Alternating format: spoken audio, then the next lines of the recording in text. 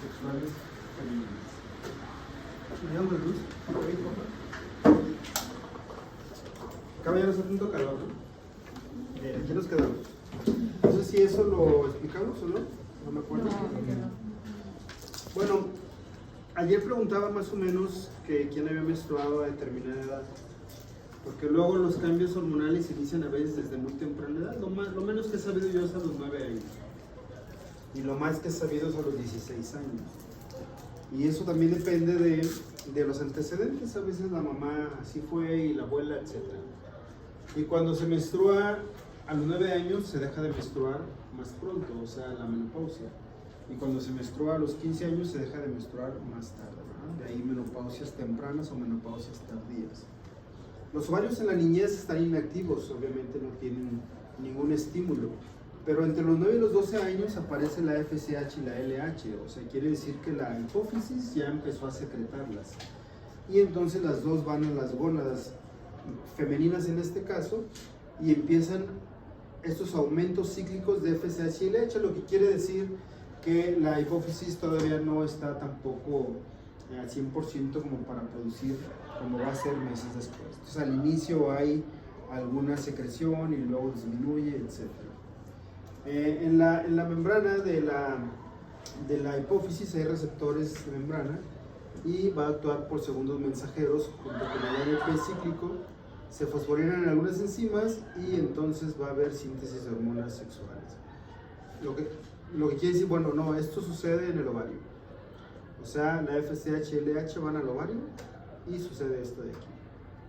Entonces generan el AMP cíclico y entonces las hormonas sexuales como los estrógenos, la progesterona, inicia el periodo menstrual.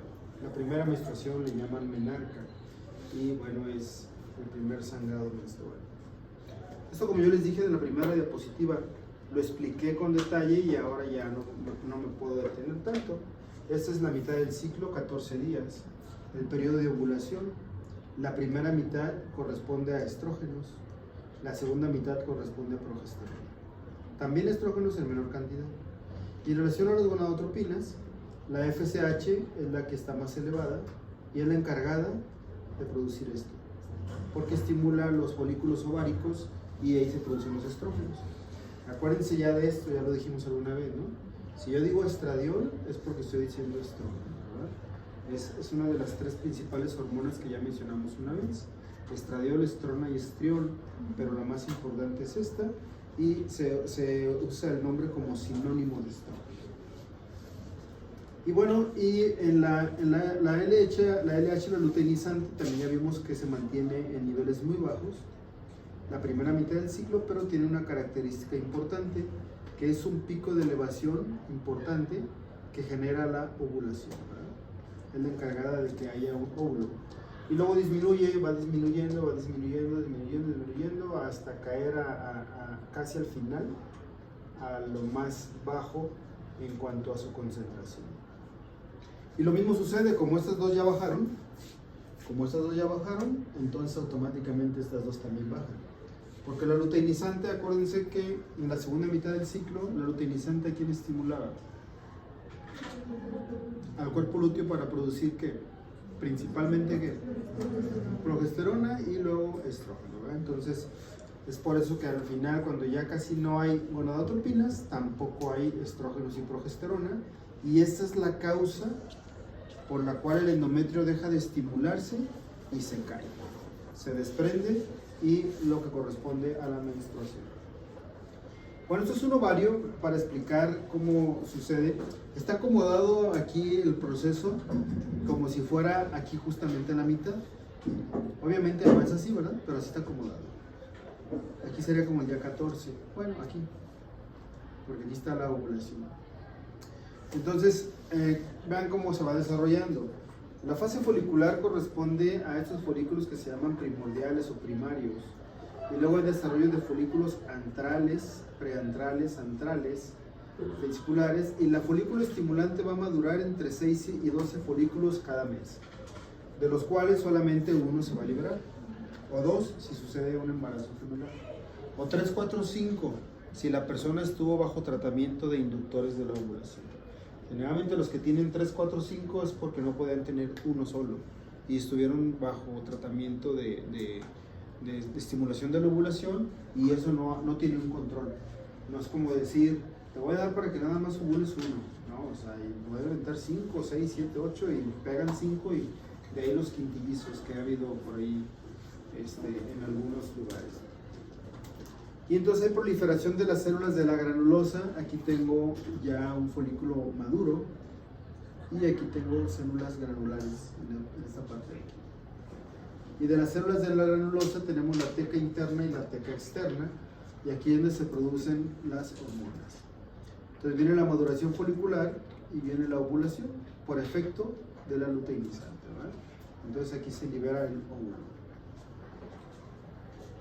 La fase lútea, que corresponde una vez que se liberó el óvulo para acá, o sea, de los 14 a los 28, es donde actúa principalmente la luteinizante sobre la teca interna, que era una de las capas de la granulosa, y de la teca interna se produce la progesterona en mayor cantidad que los estrógenos, y el cuerpo lúteo empieza a disminuir de tamaño, involuciona. La androsterona y la testosterona se convierten en hormonas femeninas en las células de la granulosa. Acuérdense que los ovarios también generan hormonas masculinas en pequeñas cantidades, pero ni cuenta nos vamos a dar, porque antes de que suceda otra cosa ya se convirtieron en estrógenos aquí. En la granulosa hay algunas funciones enzimáticas y terminan siendo estrógenos también. La fase lútea, aquí dice que disminuyó la FSH y LH. Bueno, aquí va a disminuir justo en esta mitad de aquí para acá. ¿Por qué? Porque ya hubo producción importante de progesterona por parte del cuerpo lúteo, obviamente estimulado por la luteinizante, que aquí es un pico muy alto. Pues el cuerpo lúteo produce progesterona y estrógenos, y esta producción tan elevada actúa como una retroalimentación negativa y hace que estas dos elevadas me bloqueen a las gonadotropinas, como se ve aquí, que ya están disminuidas, y por eso hay una flecha que dice que van hacia abajo. Esto es retroalimentación negativa. Y como ya no hay gonadotropinas aquí, automáticamente el cuerpo lúteo ya no se estimula y empieza a degenerar y a involucionar y a hacerse más pequeño, y empieza a dejar de producir hormonas. Y lo que dije, cuando llegan casi a cero, entonces los primeros 5 días que siguen corresponde a la caída del endometrio, o sea, a la menstruación. Bueno, aquí también hay otra hormona que se llama inhibina, y está producida por el cuerpo lúteo, y también la inhibina va a hacer que se bloquee a nivel de la adenohipófisis las gonadotropinas, ¿verdad? Bueno, eso es retroalimentación negativa. En el endometrio, pues ya hemos hablado que los primeros días, dependiendo de cada persona, pueden ser 2, 3, 4, 5, 6, 7, está la menstruación. Y enseguida viene la fase proliferativa del endometrio, lo que quiere decir que el endometrio, déjame ver si aparece una imagen, no me acuerdo. No. Lo que es que el endometrio pues va a tener un crecimiento, ya lo vimos en alguna imagen, un crecimiento importante. Y al día 14 deja de crecer, pero ahora ya del 14 al 28 ya aumentan las glándulas secretoras. Porque acuérdense que eso fue por efecto de la progesterona aquí en el endometrio. Y eso es para que haya con qué alimentar a un huevo que puede ser fecundado si es que hubo un embarazo, ¿verdad? La fase proliferativa del endometrio está dada principalmente por el estímulo estrogénico, del cual dijimos que este era el más importante, el beta-estradiol. Entonces actúa en el endometrio y lo hace crecer, crecimiento del estroma y células del epitelio endometrial, y entonces empieza a engrosar la capa más interna del útero. Esta es la fase hasta aquí, vean, de aquí para acá, día 14, aquí va creciendo, va creciendo, va creciendo, va creciendo. Se llama proliferación. Y del día 14 para acá ya nada más aumentan las glándulas, crecen y adoptan su naturaleza secretora.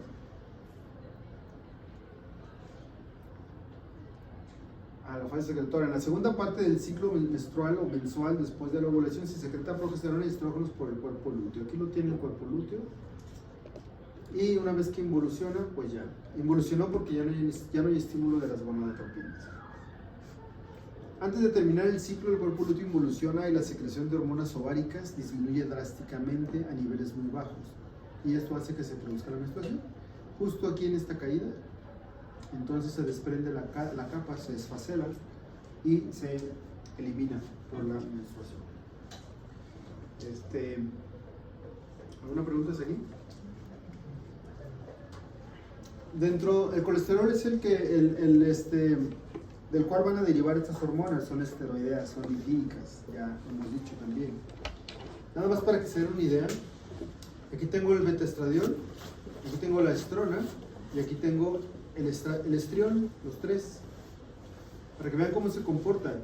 El beta-estradiol es 80 veces más potente que el estriol y la estrona es 12 más potente que el estriol. Entonces automáticamente este es más potente que los dos. De tal manera que es el que se le achacan casi todas las funciones de las hormonas sexuales, por eso prácticamente nada más se habla de estradiol. Se unen albúminas y globulinas específicas para transportarse y se liberan en los tejidos en un periodo de 30 minutos.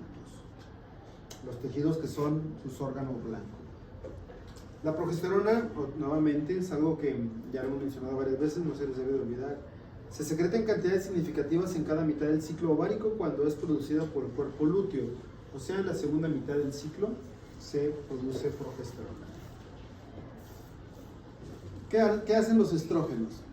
Desarrollo del tejido mamario, crecimiento de los conductos, depósito de grasa y responsable del crecimiento del aspecto externo característico de la mama femenina. Pues es la que hace crecer la glándula mamaria. Y crecimiento de conductos, por si alguna vez van a lactar. Y acuérdense que yo les dije que una mama está compuesta de dos tejidos: tejido glandular propiamente y tejido adiposo graso, y es lo que le da el volumen a la mama. Cada quien tendrá una proporción en porcentaje diferente. Los estrógenos estimulan el crecimiento del hueso inhibiendo la actividad osteoclástica. Acuérdense que es algo de lo que adolecen y padecen las mujeres cuando llegan a cierta edad.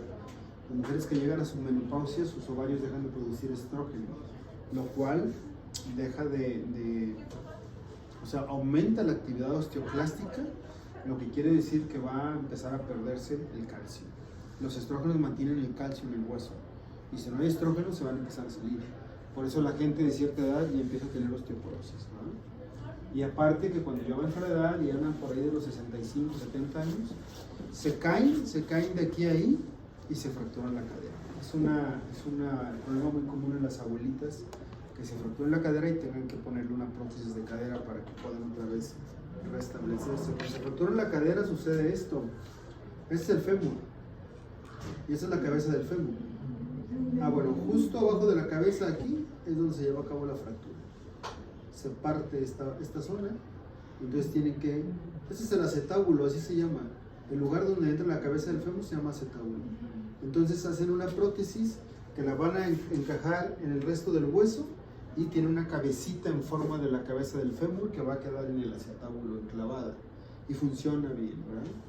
La verdad es que también, me parece también una maravilla. Los ortopedistas han tenido muchos avances importantes. Una mujer ya no puede caminar, ya no puede levantarse, ya no puede moverse, y de repente le ponen una prótesis de rodilla y al otro día anda caminando como si no fuese nada. Entonces son cosas muy interesantes. Los estrógenos fomentan la función temprana de las epífisis y las diáfisis. O sea, cada hueso largo tiene estas dos componentes. Tiene diáfisis, tiene epífisis. Y justo ahí se encuentran los centros de crecimiento del hueso durante la etapa de crecimiento, obviamente. Y entonces en las mujeres hace que los estrógenos hace que se fusionen estas dos componentes del hueso, lo cual hace que dejen de crecer, ¿verdad? Entonces las mujeres normalmente dejan de crecer a la edad de 16 años aproximadamente, por esta situación de los estrógenos. Hay un aumento ligero del metabolismo corporal y hay depósitos de grasa. Bueno, pues la mujer tiene una forma característica en sus curvas, en sus piernas, en sus caderas, en su cintura.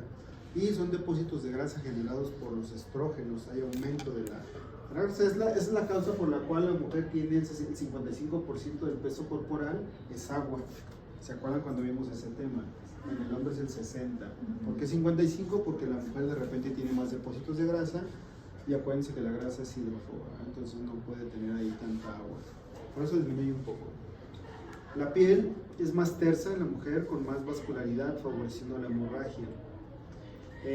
Gracias a los estrógenos, ustedes se han de haber dado cuenta, pero no sé si ya se los había mencionado alguna vez, pero se pueden golpear aquí sin que se den cuenta en la esquina de una mesita. No les dolió, pero se pegaron y no se van a acordar, pero cuando ya al rato se cambien de ropa van a ver un morete ahí.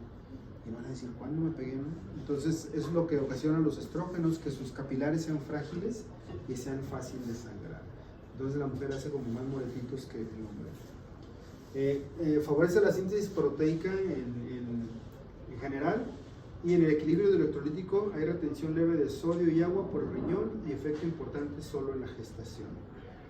Eso es importante porque los estrógenos durante la etapa del embarazo van a hacer que la mujer retenga sodio, y el sodio, acuérdense que retiene agua. Entonces, las mujeres normalmente se hinchan mucho de sus piernas, no sé si las han visto.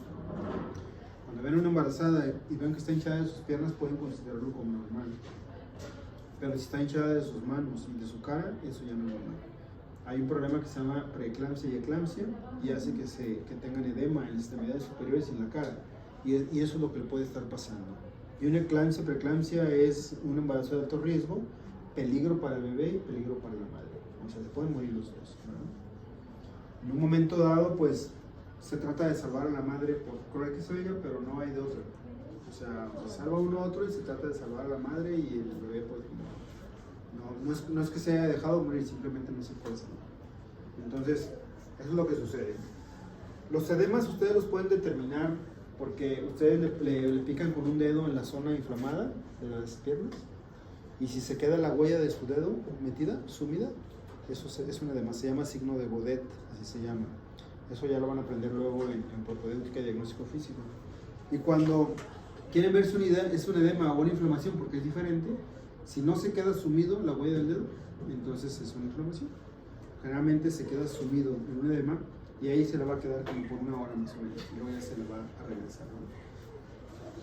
Los ovarios y las trompas del útero, los ovarios, las trompas, el útero y la vagina aumentan de tamaño. Todo eso sucede pues en la etapa de la niñez a la adolescencia o la pubertad, donde ya hay efecto estrogénico. Hay crecimiento de genitales externos, depósitos de grasa en el monte de Venus, labios mayores, crecimiento de labios menores. Este es el monte de Venus, también conocido como el área púbica. Y aquí están los labios mayores, y aquí por dentro están los labios menores, ¿verdad? Entonces todo esto aumenta y cambia pues la forma. De repente, les digo porque son cosas que he hecho desde el punto de vista estético, porque me lo han pedido, pero se supone que se llaman labios mayores porque deben ser más grandes que los menores. Pero luego de repente los menores le perdieron el respeto a los mayores, y entonces crecen y se hacen más grandes, al grado de que se salen de la zona de la vulva. Entonces he tenido pacientes que me manifiestan molestia con estas situaciones, y yo hago plastías de los labios menores, corto el labio menor, y entonces ya nada más se ven los labios mayores que se cierran, y nada más se ve la línea de la vulva, ya no se sale. Por ahí tuve una paciente que decía que hasta en andar en bicicleta ya le molestaba. O sea, imagínense el tamaño pues como para que estén afuera, y al pedalear le molestaba. Otra que tenía problemas en las relaciones sexuales porque le dolía por los labios, y la otra sí de que su pareja, que ni siquiera era su esposo, era su amante. Y así se nos china, y ella pues estando de pie se le salían los labios menores, se veían, y el cuate bien llevado le dijo que a lo mejor ella iba a ser niño porque se le veía que se le salía algo, ¿no? Entonces, o sea, vean ese comentario. Lo que hizo que me buscara para que le quitara los labios menores, ¿no? Porque, pues imagínense las ganas que le iban a dar de prender la luz para tener una relación con el cuate ¿no? Que le dijo eso. Y bueno, terminé quitándole parte de los labios menores, ¿verdad? Ya después yo se los doy, y a lo mejor se hacen en una cartera o algo. Dependiendo del tamaño. Yo creo que he hecho como 10 labioplastías. De quien, se los digo, hay veces que no saben que se puede hacer, pero es un parte. Hoy en la actualidad se habla mucho de la estética vaginal, y se hacen muchas cosas ahí. Las mujeres de repente buscan muchas cosillas, ¿no? Desde, bueno, ya saben, desde la cuestión de la depilación, ¿no? Se depilan prácticamente toda el área. Hay gente que los labios mayores se les empiezan a adelgazar y se les ven arrugadillos, y entonces van a que se les inyecte grasa en esas zonas para que vuelvan a tener cierto volumen. Eso se hace. Hay gente que tiene esta zona oscura porque es una zona de pliegue y de roce, cambia el color. Pues hay láseres para que esto se blanquee. Todo eso se hace, ¿no? Y luego también les platico que la gente que ha tenido 2, 3 embarazos, 4, y todos por vía vaginal, entonces se estira tanto esta zona que los músculos se llaman, de los músculos del piso pélvico se van aflojando todos ellos con cada embarazo, porque pues, los chiquillos están grandes, y entonces se aflojan, y llega el momento en que todo quedó tan flojito aquí, que luego se pueden hacer varios tipos de reconstrucciones. Una de ellas es que se cierra el canal vaginal. O sea, se los voy a decir porque así me lo dijo la paciente ahí enfrente, y dijo que quería que le hicieran una plastía vaginal. Se usa hacer eso porque su esposo le dijo que ya no apretaba. Entonces esa fue la causa, y ella va a que se le haga una plastía vaginal para que agarre otra vez cierto tono. Eso se hace mucho. Ahora, con la tecnología avanzada, resulta que ya con un láser se hace una pieza que conforma la forma de la vagina, y la pieza se mete hasta el fondo, y entonces se manda el rayo láser.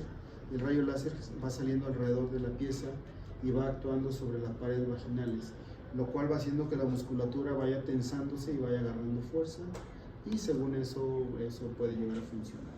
Otra cosa que sucede con tanto embarazo es que la uretra y la vejiga deben de tener una cierta posición y un cierto ángulo de salida para la orina.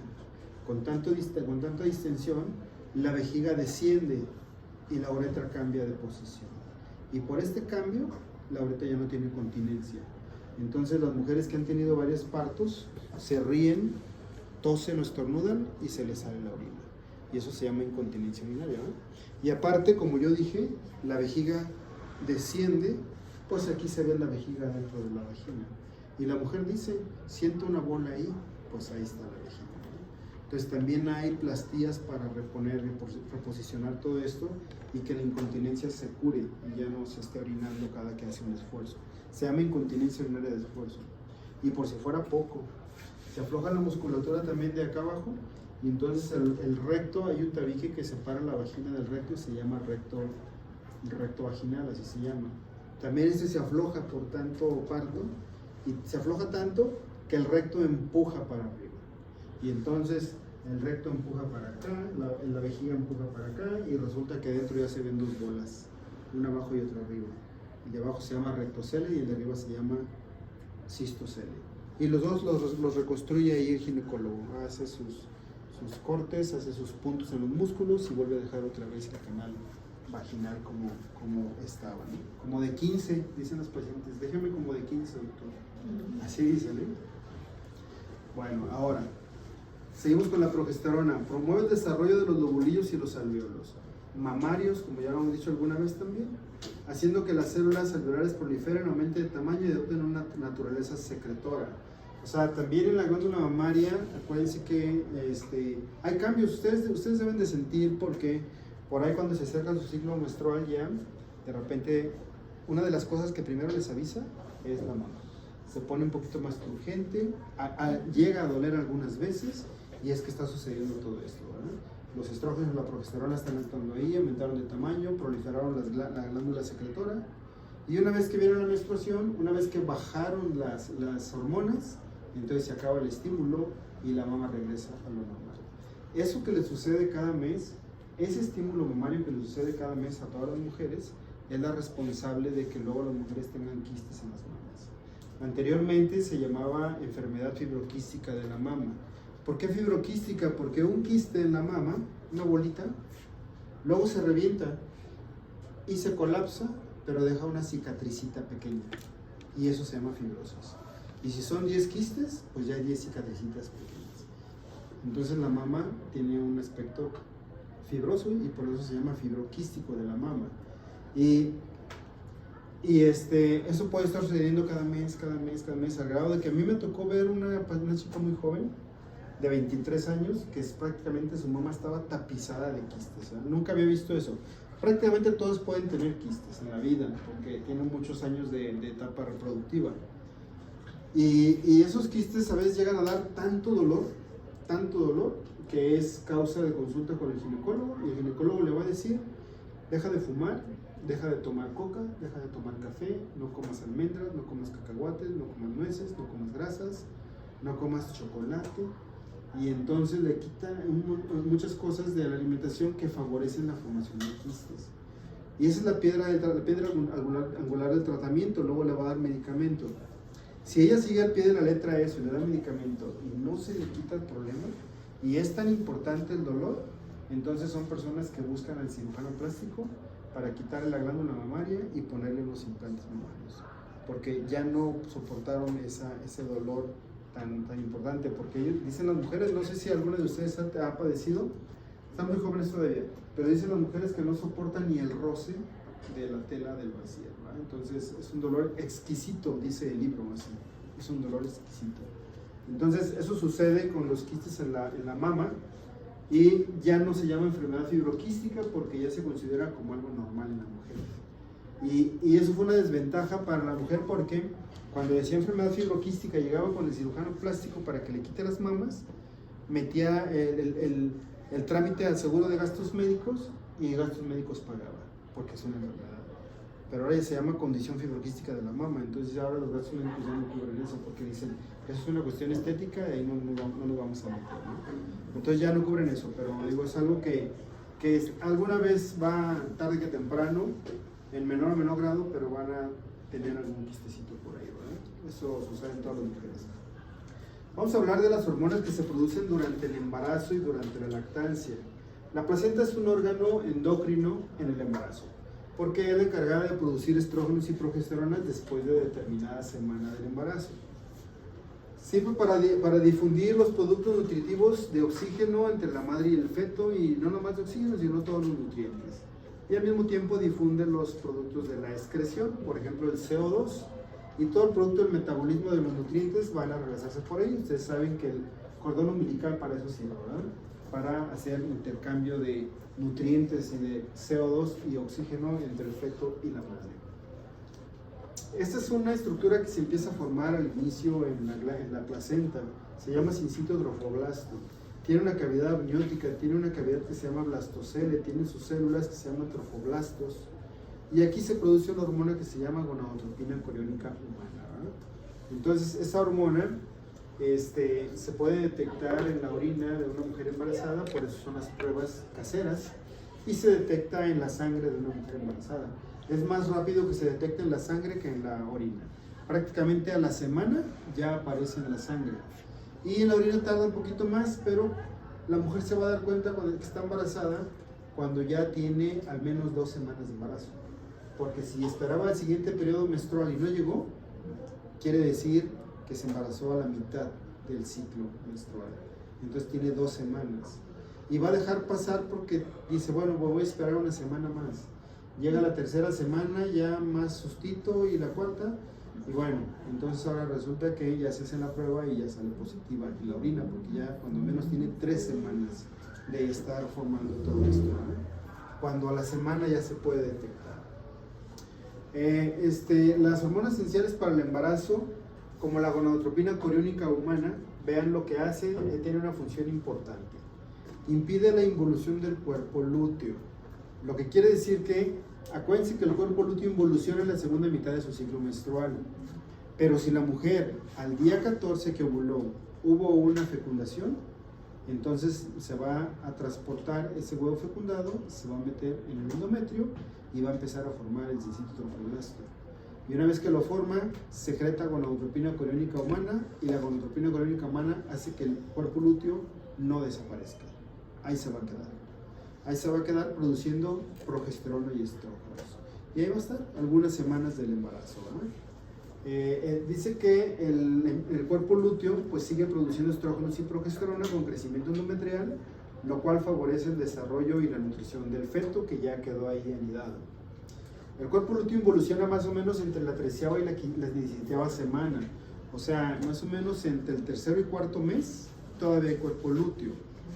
Pero después de las 12 semanas, después del tercer mes, la placenta produce estrógenos y progesterona.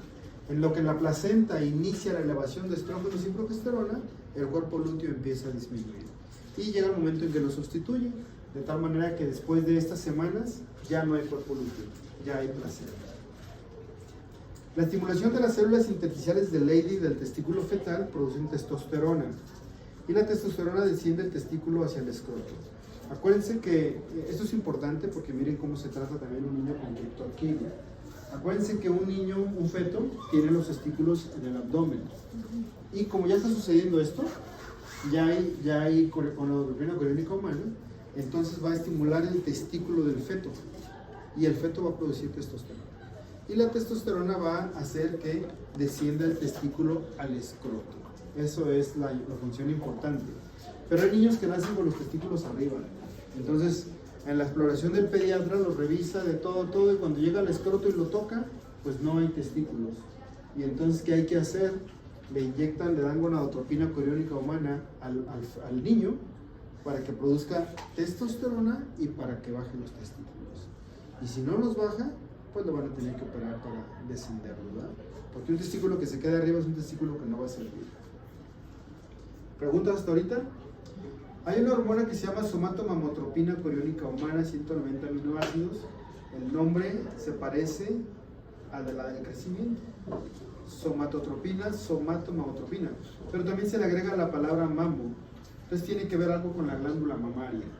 Esta hormona es más importante como en ciertos animales, o se hizo estudios en animales, pero en la mujer, en la glándula mamaria, no tiene efecto.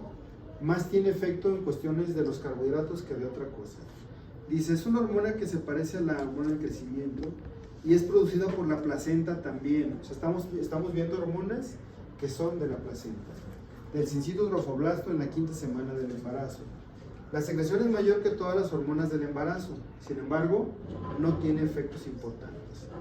Los efectos en la administración de animales, hicieron ese experimento, hubo desarrollo parcial de las mamas y en algunos casos lactancia, pero en los humanos no.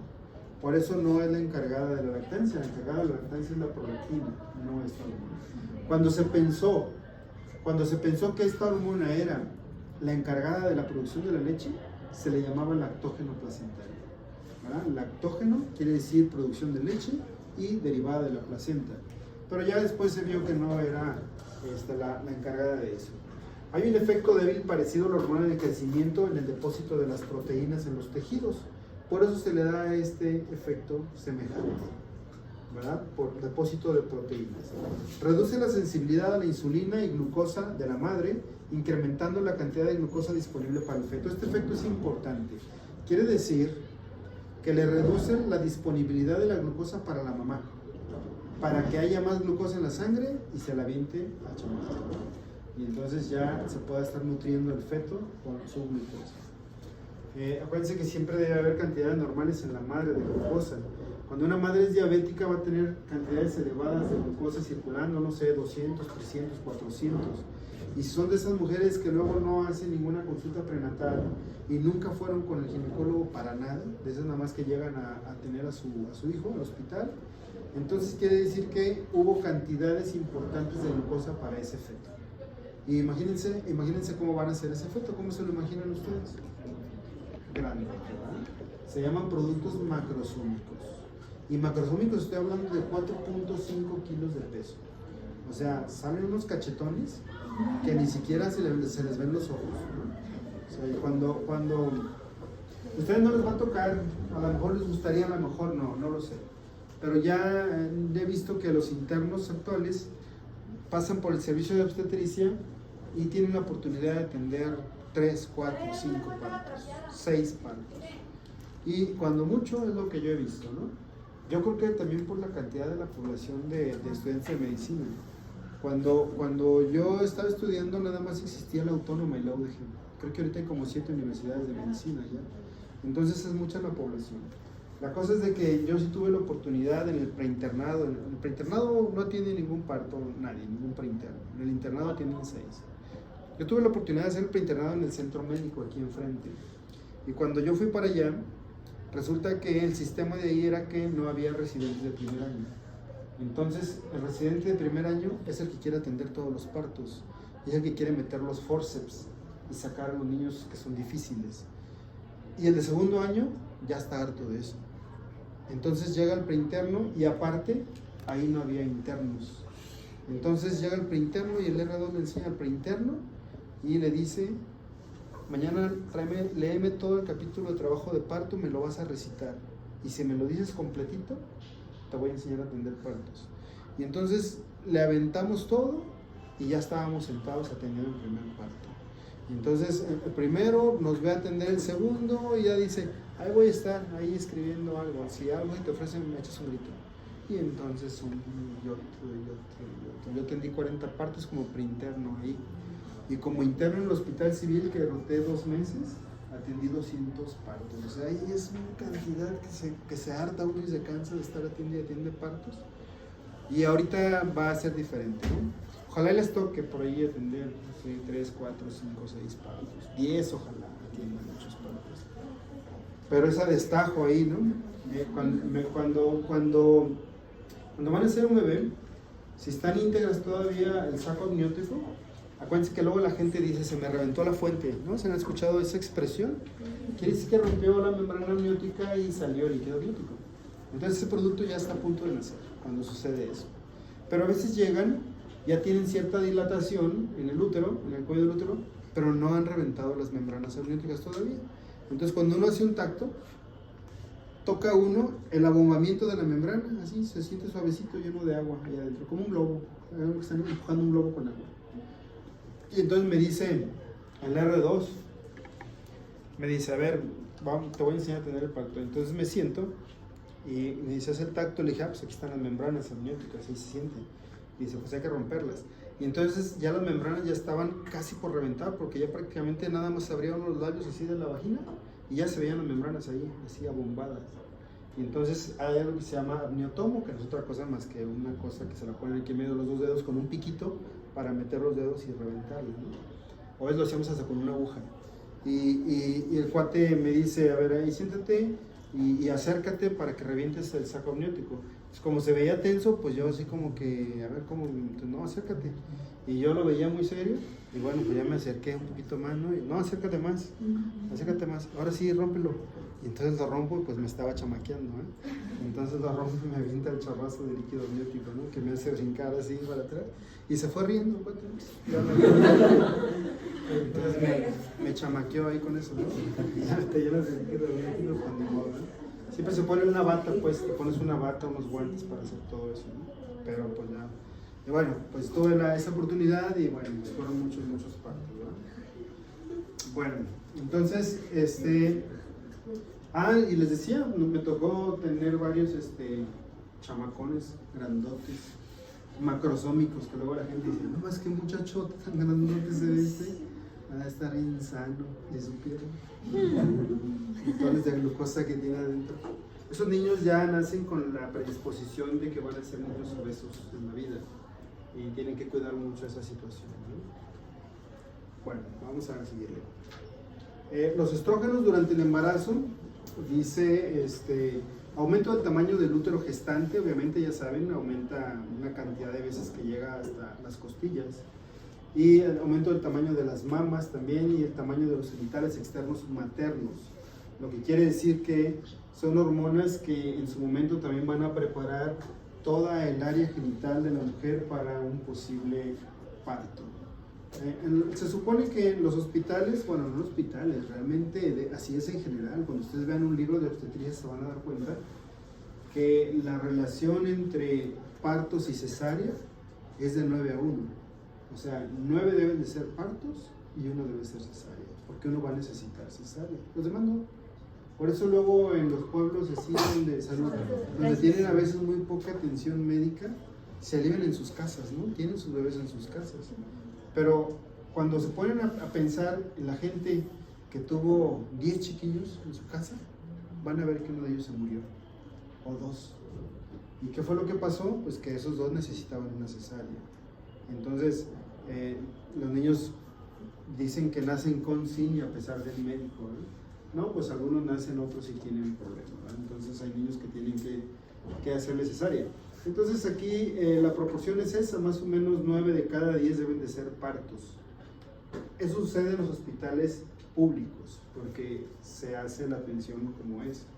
Y en hospitales privados no, en hospitales privados la mujer puede cambiar esa proporción. Y hay mujeres que dicen, yo no quiero sentir dolores, a mí el programa para cesárea. Y al ginecólogo le conviene por varias cosas. Le conviene porque cuidar un parto, un trabajo de parto, es estar al pendiente de la mujer ahí desde que la ingresa, y ahí se tiene que quedar él.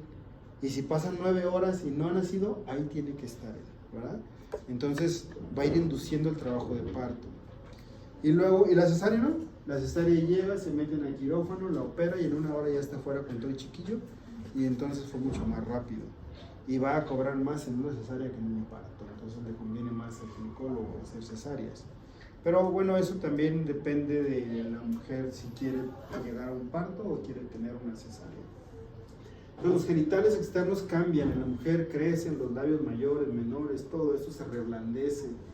Los huesos también de la cadera sucede esto.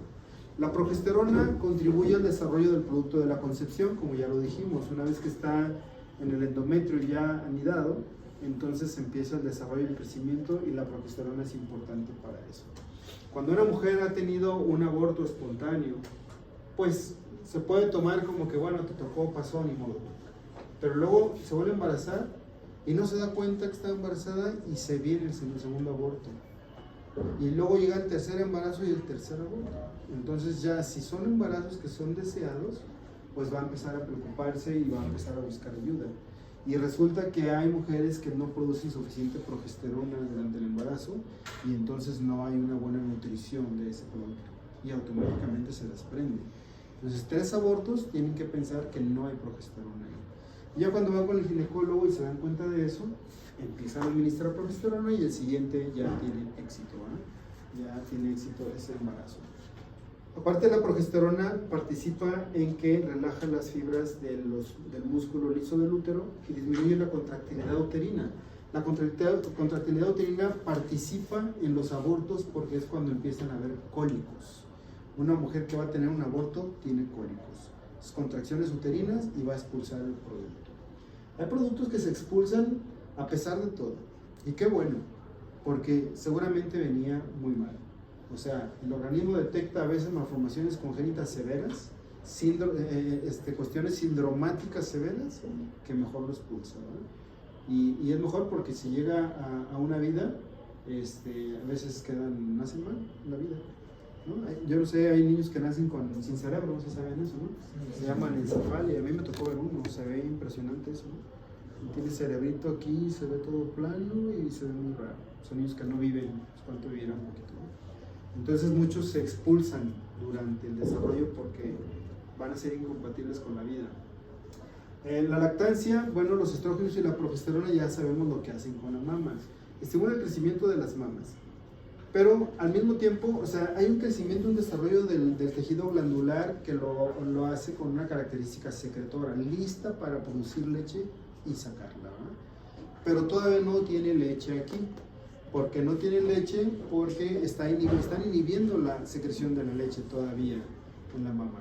Y cuando ya la placenta sale y ya no hay estrógenos y progesterona, es cuando sale el primer líquido que se llama calostro, que ya lo hemos escuchado, y es rico en anticuerpos y en ciertas vitaminas para el producto. Es un líquido amarillento, ¿no? La prolactina en las glándulas mamarias y la oxitocina, o la prolactina para la producción de la leche.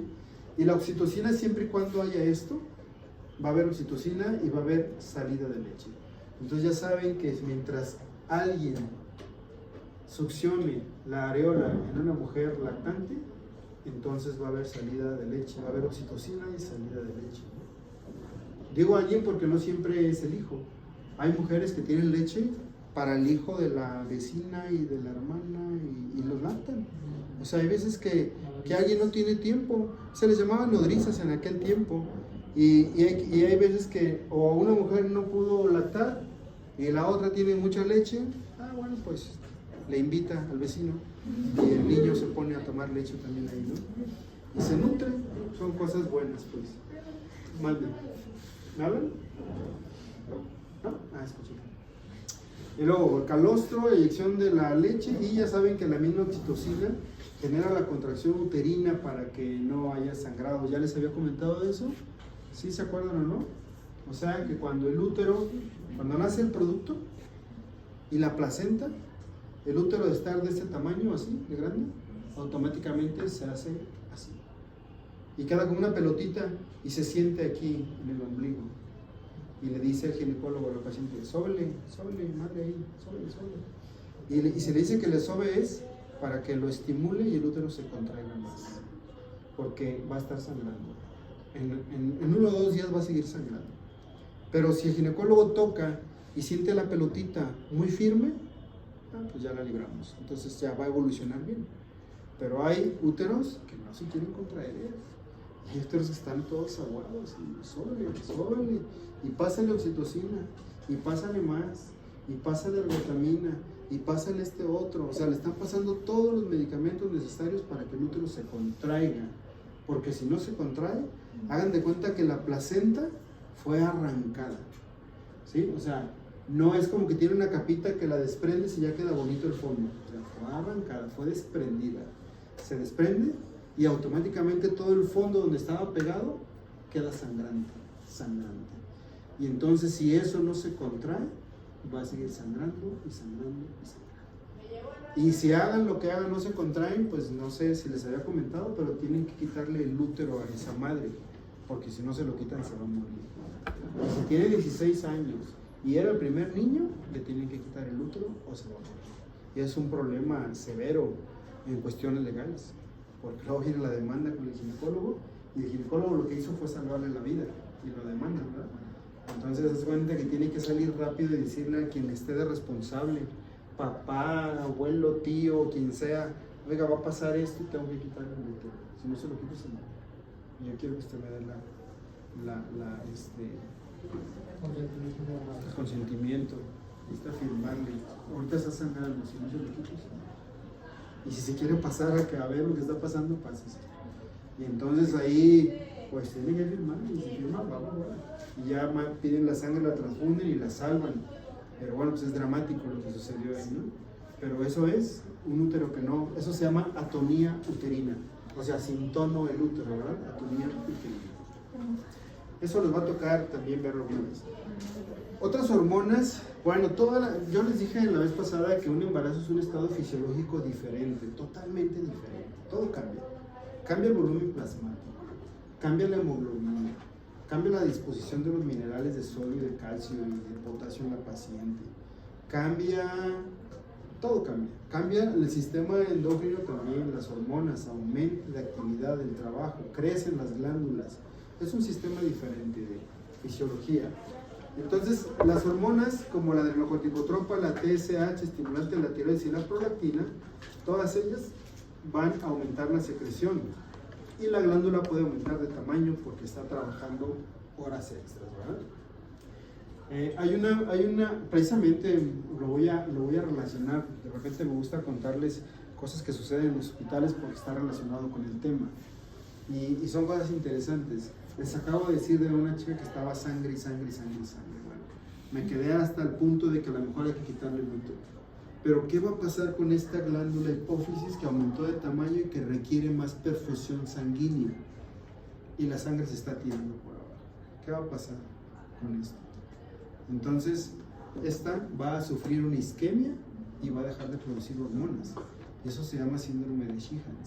Entonces, esta paciente que sangró demasiado, ahora ya no tiene hormonas endócrinas. Vamos a ver cómo le va, ¿verdad? O sea, ya la libraron del sangrado, pero ahora nos vamos a meter en un problema endocrinológico.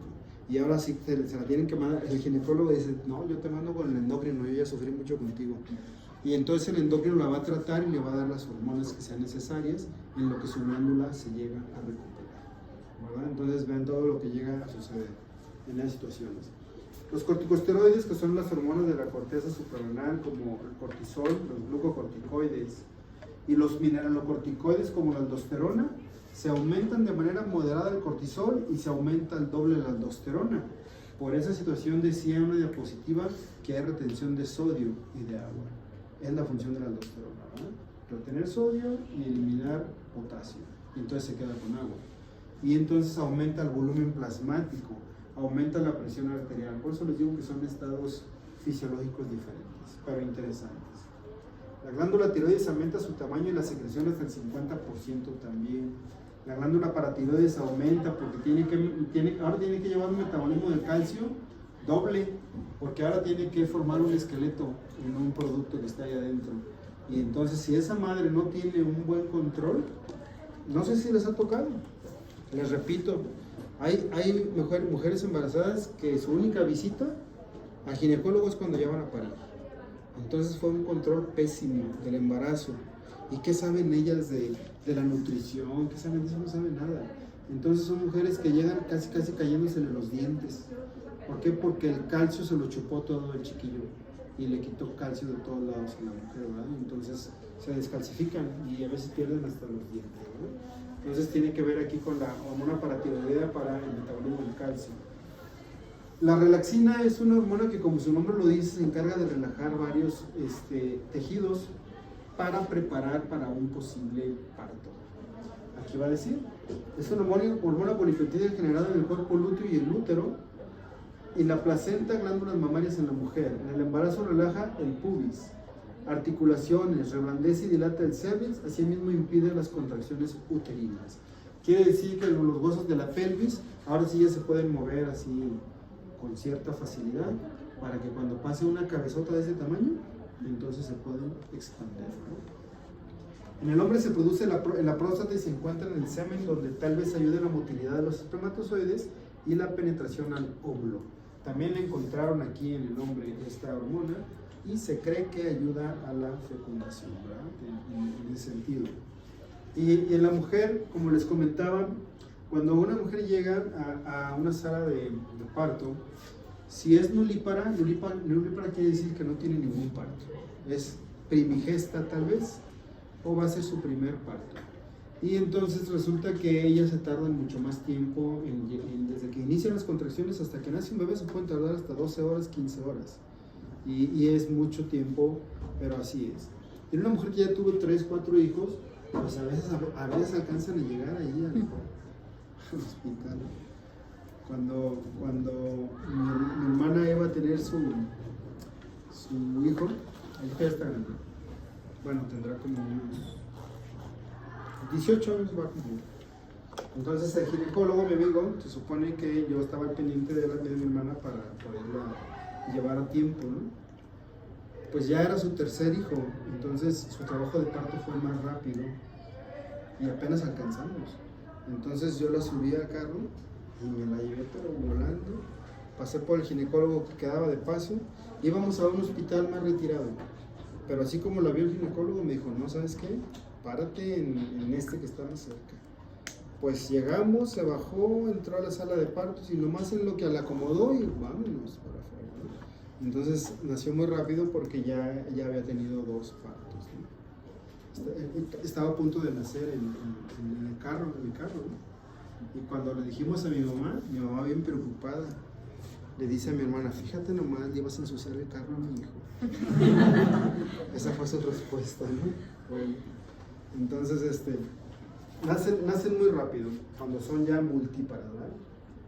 Entonces cuando una mujer llega y no nace y no avanza, a ustedes les va a tocar hacer unas maniobras que se llaman de Leopold, probablemente, y ven una mujer con su embarazo, y entonces con sus maniobras ustedes pueden tocar la cabeza del producto, pueden tocar la espalda del producto, pueden tocar la columna vertebral del producto, y son maniobras que hacen con movimiento y saben, aquí está la cabeza, está arriba, está acá, está de este lado. Y entonces la cabecita, cuando no ha entrado al hueco pélvico, a la pelvis, todavía la pueden agarrar y la pueden mover así, porque está flotando. Pero una vez que entra, ya está así la cabeza. Entonces ya no la pueden mover, porque ya está dentro de una cavidad de hueso. Y esa es la razón que una persona tenga ya mucho tiempo y no avanza su trabajo de parto, no dilata, la cabeza está flotando y no avanza. Entonces ya empiezan a pensar que o está muy grande la cabeza o está muy chico el hueco pélvico, o las dos cosas. Y eso se llama desproporción cefalopélvica, y es una indicación de cesárea, ¿no? Porque nunca va a entrar en una cabeza grande y la tienen que operar y tienen que sacar el niño por acá, por arriba, por vía cesárea. Se abrevia DCP. ¿Cuál fue la indicación de la cesárea? Por DCP, por desproporción cefalopélvica. Pero cuando el residente es de primer año y quiere operar y quiere hacer cesáreas como loco, porque a eso estás en la residencia, dicen, ¿cuál fue la indicación de la cesárea? Por DCP, pero ellos le cambian y ya le ponen después cuando practico, ¿no? Por DCP. Entonces todas las quieren operar estos como locos, ¿no? Vamos a hablar del sistema masculino, hormonal. Esa es la única diapositiva del hombre. O sea que no hay mucho que decir de nosotros. Bueno, ahí va. Vamos a hablar un poquito de la anatomía. Así una vista lateral, vamos a ver varias cosillas. Aquí están el testículo, que es el componente principal endocrino, es la glándula endocrina, la gónada. Y de aquí del testículo tengo esto que se llama epidídimo y el conducto deferente, que es el que viaja por acá. El conducto deferente es el que transporta los espermatozoides. Aquí se producen los espermatozoides, aquí se almacenan y por aquí van a salir. Y viajan por acá y cuando llegan aquí con las vesículas seminales, aquí se agrega un líquido blanquecino que se llama semen. Y luego pasan por la próstata y aquí se agrega otro líquido prostático que nutre los espermatozoides. Y justo aquí se une a la uretra, se llama uretra prostática, y es la misma uretra por donde viene la orina de la vejiga. Entonces el conducto por donde sale la orina y el semen es el mismo. Y luego tengo unas glándulas de Cooper interesantes que también de eso vamos a hablar después. Y entonces ese es el viaje de los espermatozoides. Se supone que la eyaculación debe ser como hacia acá, pero hay eyaculaciones que se llaman retrógradas y de aquí se van para acá. ¿Sabían eso? Hay eyaculaciones retrógradas, entonces se va para acá y no se fue hacia acá, ¿no? Y acá por acá, ¿no? Y de repente por ahí se pierde un espermatozoide, ¿no? ¿Sí saben que se pueden perder? Ahí andaba un espermatozoide por la sangre, ahí circulando, perdido. Y dice, ¿cómo regreso, no? Y entonces llega al cerebro y dice, bueno, a ver aquí qué hay. Y dice, oye, ¿tú qué haces? Le dice, no, pues yo pienso, yo muevo los músculos, yo soy el que organiza todo. Dice, no, aquí no es. Y se va, andaba tristón.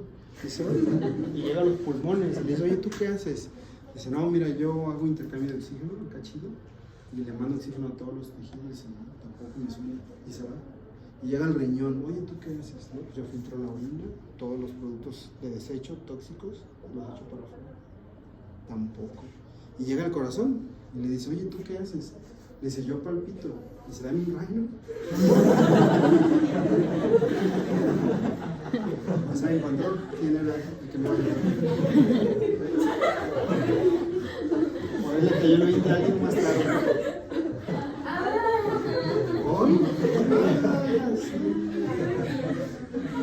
¿Alguien no lo entendió? Para explicarle con mensajes. Bueno, entonces quiero decirles que a este nivel del escroto, el conducto deferente es un conducto firme. Anda cuenta, imagínense una cuerda de guitarra pero gruesa, más o menos así de gruesa, gruesecita, fuerte, ahí se siente. Y aquí también debe estar el cordón espermático. El cordón espermático lleva arterias, venas, nervios y conducto deferente. Pero cuando le pellizcan aquí, el que se siente es el conducto deferente, no se siente lo demás.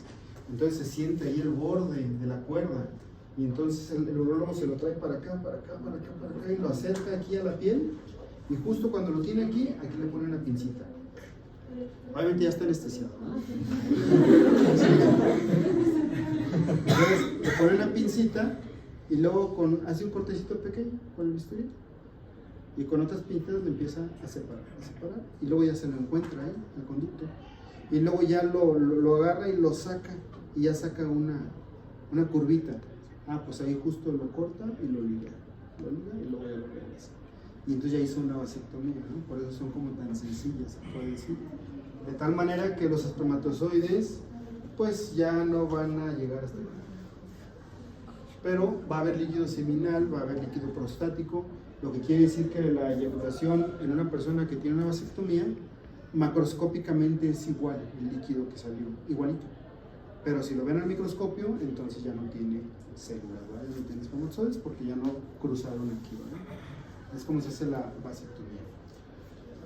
Ese es el testículo seccionado y tiene muchos túbulos seminíferos, como lo pueden ver aquí. Todos confluyen, aquí se producen los espermatozoides. En la célula, ¿en qué célula se producen los espermatozoides? ¿En cuáles? ¿Cuáles? Hay dos células en el testículo funcionales. Las de Leydig. Una se llama Leydig y la otra se llama Sertoli. ¿En cuál de los dos? ¿Seguros?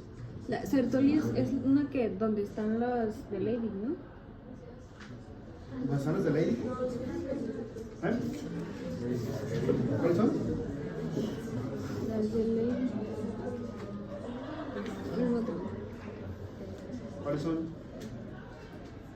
¿No van a decir? ¿No van a decir? ¿No van a dejar así o qué? A ver. Fíjense, aquí está, todo esto confluye y llega al epidídimo y de ahí al conducto deferente. En el hombre se le puede inflamar los testículos y se llama orquitis. Se le puede inflamar el epidídimo y se llama epididymitis. Y se puede inflamar los dos y se llama orgiepididymitis. Yo me quedé con una duda de la de pasada. En la vasectomía sí se liga como lo de qué pasa con, o sea, no se acumulan demás espermatozoides en el epidídimo que pueda causar alguna. No ocasiona ningún problema porque duran ciertos días y se empiezan a. O sea, se cuenta que empieza la producción intensa cuando hay una estimulación sexual importante y es cuando puede. A ver, pero finalmente, o sea, lo que se sale es el líquido, no es como que todo ese líquido se va a quedar en el testículo. ¿Me explico? O sea, los espermatozoides son microscópicos como para pensar que van a ocasionar un problema ahí. ¿Sí? O sea, no es como que se quedaron los 3 mililitros de semen allá adentro, ¿no? Eso se sale. Y entonces empiezan a morir y ya nunca van a salir, ¿no? Bueno, entonces, si desenrollamos todos los túbulos. Voy a poner una ratonera así. Y entonces, si los desenrollamos, son 2,5 cuadras de puros túbulos seminíferos. Mire, 250 metros, ¿no? 2 cuadras, no panteoneras, ¿eh? Normales. Y bueno, ahí viene la producción de espermatozoides. En los testículos, en las células de Leydig, se producen los andrógenos. Lo que quiere decir que en las de Sertoli se producen los espermatozoides. Como aquí está en inglés, sí está en inglés, ¿no? Sí. Entonces, espermatogénesis en inglés empieza ¿con qué letra? Con la S. Y Sertoli empieza con la S, ¿verdad? Entonces ya no me pueden decir que es la de Leydig, ¿verdad? Sertoli. Y entonces las células de Leydig le corresponde el 20% de las células del testículo y ahí se forman los andrógenos, de los cuales el más importante es la testosterona. Hay dihidrotestosterona y hay androstenediona. ¿Son los 820? Sí. Yo traigo las 720. Yo dije, si vamos a acabar fácil. Y acuérdense que la suprarrenal, ¿en qué capa de la suprarrenal se producen los andrógenos? En la reticular, en la capa reticular, pero ya habíamos dicho que no, los efectos de andrógenos no son tan importantes, ¿verdad? Bien, vamos a hablar de ellos. La más importante que se produce en los testículos se llama testosterona, pero luego se convierte en otra por esta enzima. Dice, el 97% de la testosterona se une a proteína albúmina y a la globulina. Ya saben que son dos proteínas plasmáticas importantes para transportar hormonas. Eso ya lo hemos dicho varias veces también, ¿no? Y en la testosterona se va a convertir en dihidrotestosterona por una hormona que se llama, una enzima que se llama 5-alfa reductasa. Esto puede suceder en la próstata y en los genitales del feto, también se puede producir. La dihidrotestosterona es más potente que la testosterona y con una mayor afinidad a receptores androgénicos. La dihidrotestosterona es el andrógeno principal en la próstata y folículos pilosos. Fíjense lo que vamos a sacar de aquí, varias cositas. Una, esta es la más importante producida en el testículo, pero luego se convierte en esta, y esta es más potente y más afín a sus receptores. ¿Sí quedó claro eso, no? O sea, esta se convirtió fuera del testículo en dihidrotestosterona. Y así se llama la hormona, esta enzima. Esta es importante, esta enzima. Porque fíjense que la dihidrotestosterona tiene receptores principales en la próstata y en los folículos pilosos. Entonces, lo que quiere decir que han escuchado hablar del cáncer de próstata. Mucha gente se muere de cáncer de próstata, ¿no? Los hombres se mueren de cáncer de próstata. Noviembre, si octubre es el mes de cáncer de mama, noviembre es el mes de cáncer de próstata y testículos. Según eso, hay un movimiento en los Estados Unidos en el que se dejan los varones el bigote. ¿Se dejan el bigote? ¿En dónde? Es decir, aquí. Cuando digo que dónde, en la cara.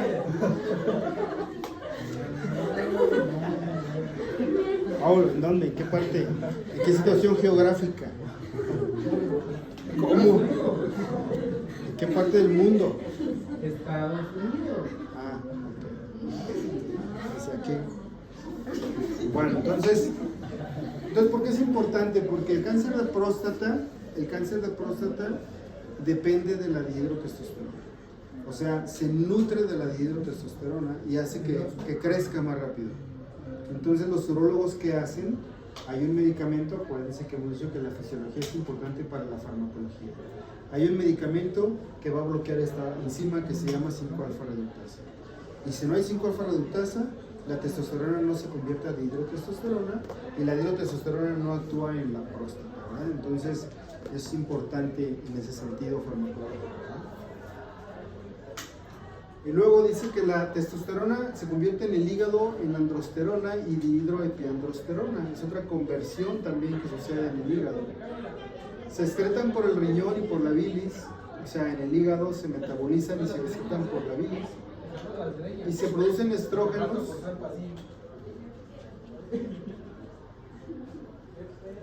Funciona, ¿no? Se queda uno callado y luego. Se producen estrógenos en una proporción mujer-hombre, hombre-mujer de 5:1, lo que quiere decir que los testículos también producen estrógenos, pero una quinta parte de lo que es la testosterona, entonces no tienen importancia fisiológica. Pero esto sí, la conversión de testosterona a estrógenos por la aromatasa en los tejidos puede tener algunos efectos. Esta enzima es necesaria para convertir la testosterona a estrógenos. ¿Y por qué es importante? Porque las personas que tienen enfermedades del hígado no pueden metabolizar la testosterona. Y la testosterona se va a empezar a acumular. Específicamente las personas que tienen cirrosis hepática, su hígado ya casi no funciona. Y entre otras cosas que va a estar perjudicado, entre muchas otras cosas, porque el hígado es una glándula de mucha función, alguien va a hablar de fisiología hepática y ya se va a dar cuenta de todo lo que es el hígado. Entonces, aquí no se va a metabolizar la testosterona y se va a empezar a acumular en el cuerpo. Y en los tejidos se va a convertir en estrógenos. Y ahora resulta que a ese hombre sí va a tener efectos feminizantes. Entonces le van a empezar a crecer las glándulas mamarias por tener tanto estrógeno. Entonces el cirrótico generalmente tiene ginecomastia, ¿verdad? Y esa es la explicación. El mecanismo de acción de las hormonas de la testosterona es muy parecido a todas las otras, las que ya hemos visto. ¿Dónde tiene su receptor la testosterona, David, Carlos? ¿Dónde tiene su receptor la testosterona en su célula, en su órgano blanco? Es una pregunta muy sencilla, porque pues ya la hemos hecho muchas veces. En la membrana. Gabriela, instructora. ¿Dónde tiene su receptor? En la membrana, dice Gabriela. Dice Gabriela, yo no quiero meter un bronca. En la membrana, punto. Moni, ¿tú también eres instructora? No. Ah, ok. Tú también dices que en la membrana. Instructora, tú eres instructora. ¿Cierto? ¿Dónde tiene su receptor? En la testosterona. ¿En qué órgano? ¿En qué? En su célula blanca, ¿dónde tiene su receptor? Levanten la mano otra vez. Ah, instructor, acá tengo otro. Luis, ¿dónde tiene su receptor? receptor de testosterona? En el citoplasma. ¿Por qué en el citoplasma, Gabriela? Porque, o sea, es químico. Es una hormona esteroidea. ¿Verdad? Esa es la respuesta. Entonces, eso lo hemos visto 2, 3, 4, 5 veces. ¿Sí, Pau? ¿Tú te lo sabías o no? Dime la neta, digo, más Sí, o me he menos. dicho citoplasma, pero no hubiera apostado. O sea, le hubieras atinado, por decir algo. Hubiera atinado. Bueno, entonces tiene su receptor en el citoplasma. Aquí está la membrana de la célula, aquí. Llega la testosterona, entra por la membrana de fosfolípidos, como su casa, y aquí está su receptor. Aquí está el complejo hormona receptor. ¿A dónde se van? ¿Qué es esto? Al núcleo, y sucede lo que ya sabemos. ADN, transcripción génica, información de RNA mensajero, y luego viene la traducción a los ribosomas, ¿verdad? O sea, el retículo endoplasmático rugoso, y viene la síntesis proteica en las células efectoras. ¿Y cuáles son las células efectoras? Pues ahorita vamos a ver todos los órganos. Esta es la cuestión química, la fórmula de la testosterona y dihidrotestosterona. Vean, aquí ya cambió. La aromatasa, digo, la 5-alfa reductasa actuó aquí y la convirtió en esto, ¿verdad? Esto es la importante. ¿Sigo? No, sí, pero no déjame tomar.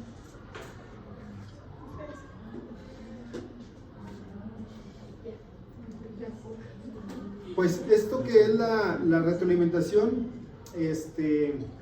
negativa, también es algo que ya hemos visto 1, 2, 3, 4, 5, 6, 7, 8, 9, 10 veces, creo que 10 veces. Porque en cada hormona hablamos de retroalimentación negativa.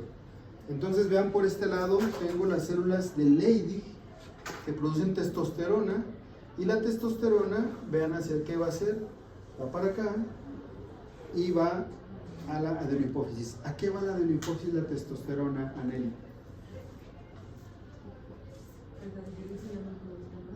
¿Que no produzca más qué?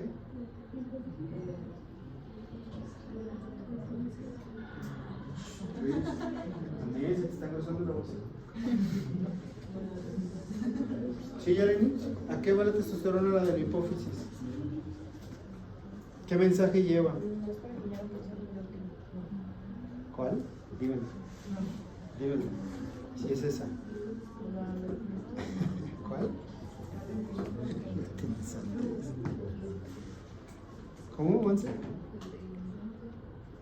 ¿Y qué dije? Oye, ya va a ser como el Chavo del 8. ¿Qué dije? ¿Qué dije? ¿Cómo es? Es que se oye curioso cuando dicen leutinizante, ¿no? También tuve unos alumnos que me decían, daban su clase de digestivo y decían el deudeno. Dije, caray, eso está más difícil que decir duodeno, deudeno. Leutinizante, dijiste. Bueno, no nada más esa, bueno, aquí está. Entonces, van a la adenohipófisis para el efecto negativo y decirle hay suficiente testosterona, ya no produzcas luteinizante. Pero también va arriba, al hipotálamo, a que no produzca ¿qué? Gonadoliberina, aquí está, ¿verdad? Entonces el efecto negativo, lo ponen así por este lado, vamos por el otro lado. Por el otro lado hay células de Sertoli con la espermatogénesis, y entonces manda la señal. Aparte, aquí mismo en la célula de Sertoli se produce la inhibina. ¿Se acuerdan dónde se producía en la mujer? En el cuerpo lúteo. Entonces la inhibina, ¿qué es lo que hace?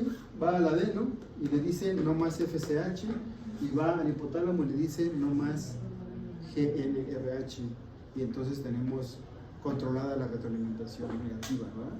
Cuando bajan los niveles de testosterona y cuando disminuye la espermatogénesis, volvemos otra vez a estimular el eje hipotálamo, hipófisis, testículo, ¿verdad? Eso es un eje endocrinológico también. ¿Sí quedó claro, verdad? ¿Cuáles son los efectos de las hormonas? Función de la testosterona es esencial para la mitosis y meiosis de la espermatogénesis, obviamente, porque participa en el desarrollo de la espermatogénesis. Actúa sobre los conductos de Wolff para la diferenciación en el embrión en la 7ª semana, masculinización de los genitales externos. Acuérdense que durante la vida embrionaria hay una etapa del desarrollo embrionario donde no se sabe si va a ser mujer o hombre, ¿no? Y entonces viene por medio de la testosterona la diferenciación, ahora sí para decir se va a ir por el lado masculino o por el lado femenino, y entonces cambian los conductos de Wolf o los conductos de Müller dependiendo hacia dónde se vaya, y es como ya se determina. Hay descenso de los testículos, como ya lo dijimos, y desarrollo de los caracteres sexuales primarios y secundarios aumentando su tamaño hasta 8 veces, esto es en la adolescencia. Puede haber vello corporal, calvicie por la base genética y grandes cantidades de hormonas androgénicas. Cuando aquí en la cabeza, en todos los pelos de la cabeza, sobre todo del hombre, esta zona se llama la zona frontal y esta zona se llama la zona del vértex, así se llama. Esa es la zona temporal y la zona occipital, eso no cambia.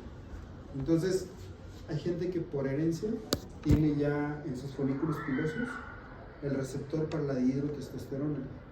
Y cuando actúa aquí y cuando hay algunas cantidades excesivas, entonces empieza a caer el pelo.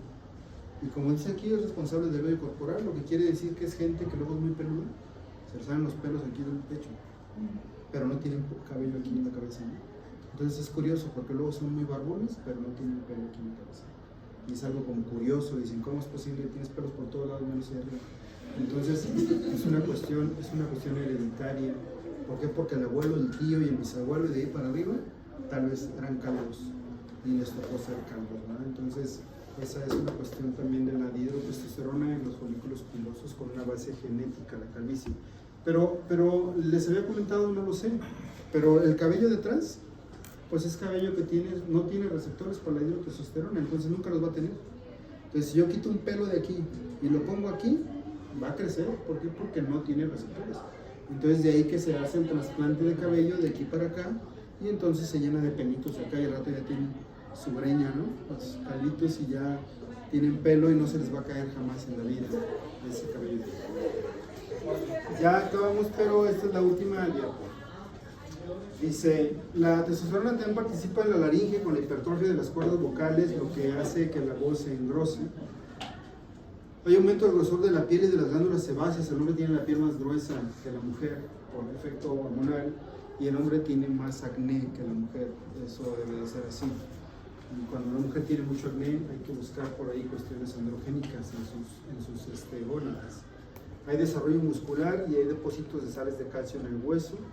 Aumenta el metabolismo basal y el efecto sobre el equilibrio hidroelectrolítico del 5 al 10%, sobre todo en la pubertad cuando hay desarrollo. Entonces prácticamente todo eso son los órganos blancos de la testosterona y es lo que llega a hacer, ¿verdad? Aparte, pues participar en la libido y todo eso. Bueno, esa es la última. Creo que dijimos mañana que vamos a la 1.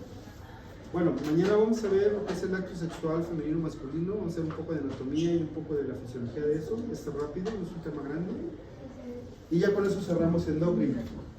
Y enseguida ya en la tarde ya empieza esta Itzel con corazón como agua, las van a dar Itzel. ¿Ya se había dicho? ¿Les iba a dar el sí. Y bueno, pues no tenemos clase el viernes porque por cuestiones de exámenes aquí de ingreso. Y pues nos veríamos entonces hasta el otro martes. Ya sea que Isel continúe con presión arterial y bueno, ya veo si me toca darles a mí electrocardiograma y ya después continuamos ustedes con sus temas de microcirculación, retorno venoso. Yo creo que la siguiente semana va a ser de cardiovascular y luego nos quedan una semana, ya nada más una semana. 3 semanas, 2 más. Qué chido.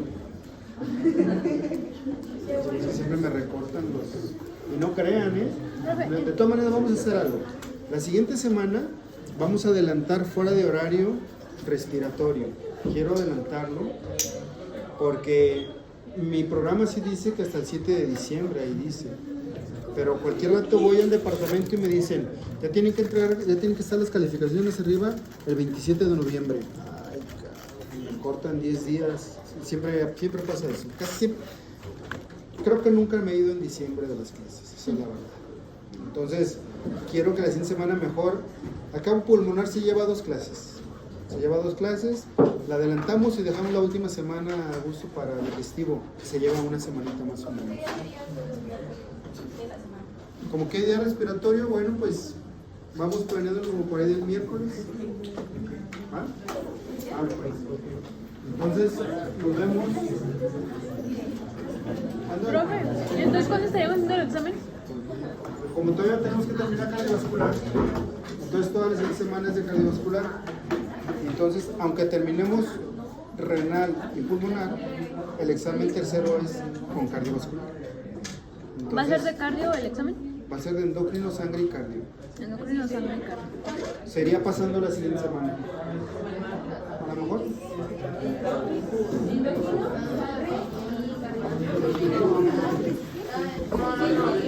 ¿De las primeras de esa?